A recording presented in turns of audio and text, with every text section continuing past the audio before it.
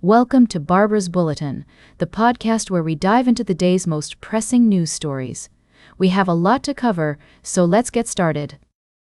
Our top story today is about a significant case being heard by the Supreme Court, which could have far-reaching implications for immigration and citizenship in the United States. The Trump administration is arguing that the 14th Amendment to the Constitution does not guarantee birthright citizenship to all people born in the U.S., but rather only to those who are born to parents who are legally present in the country. This case has sparked intense debate on both sides of the aisle, with some arguing that the administration's interpretation is a threat to the fundamental principles of American democracy, while others see it as a necessary step to curb illegal immigration.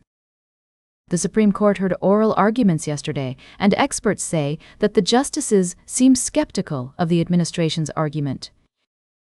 The case has personal implications for many people, including Norman Wong, a direct descendant of Wong Kim Ark, whose landmark case in 1898 established the principle of birthright citizenship.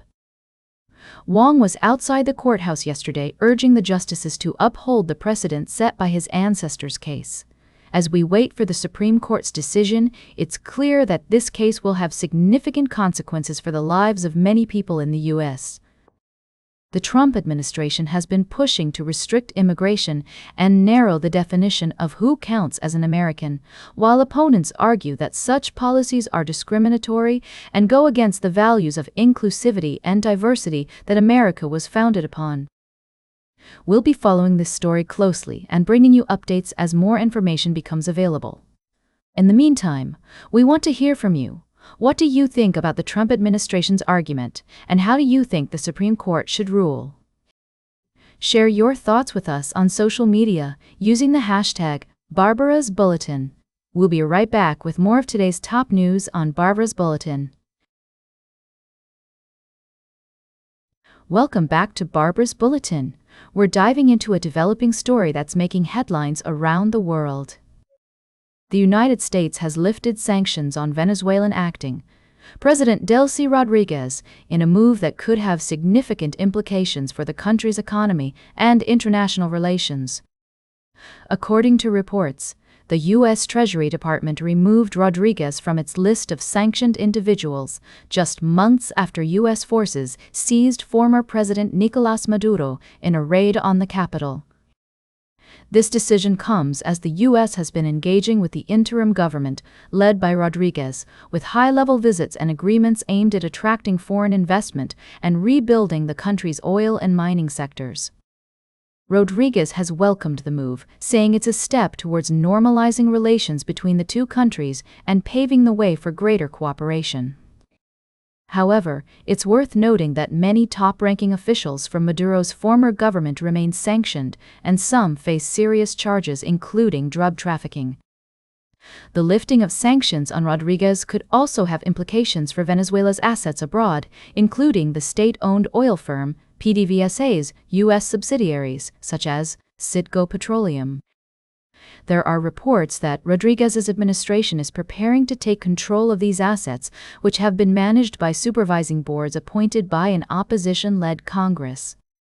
As this story continues to unfold, it's clear that there are many complexities and uncertainties at play. We'll be keeping a close eye on developments and bringing you updates as more information becomes available. The situation in Venezuela is a reminder of the delicate balance of international relations and the impact of economic sanctions on countries and their leaders. It's a story that highlights the need for careful consideration and nuanced understanding of the issues at hand. Welcome back to Barbara's Bulletin. As we wrap up today's show, we're taking a closer look at the escalating tensions between French President Emmanuel Macron and U.S. President Donald Trump. The two leaders have been at odds over the recent U.S.-Israeli strikes on Iran, as well as their differing views on NATO. According to reports, President Trump made some controversial comments about President Macron and his wife, Brigitte, during a private lunch. Trump allegedly imitated a French accent and said that Mrs. Macron treats him extremely badly and that Mr. Macron was still recovering from the right to the jaw. These comments have been met with widespread criticism from French politicians, who have called them unacceptable and not up to par. President Macron has responded to the comments, saying they do not merit a response and instead focused on the need for de-escalation in the Middle East and a ceasefire. He also emphasized the importance of stability and calm in the region, stating that this isn't a show. The feud between the two leaders has sparked concerns about the future of NATO and the transatlantic alliance. Trump has previously referred to NATO as a paper tiger, and Secretary of State Marco Rubio has suggested that the U.S. may need to re-examine its relationship with the organization once the war against Iran has concluded. As the situation continues to unfold, it's clear that the relationship between the U.S. and France is becoming increasingly strained. While both leaders have their differences, it's essential to prioritize diplomacy and cooperation in the face of global challenges. That's all for today's Barber's Bulletin. Remember to like, share, and subscribe. And until next time, stay engaged.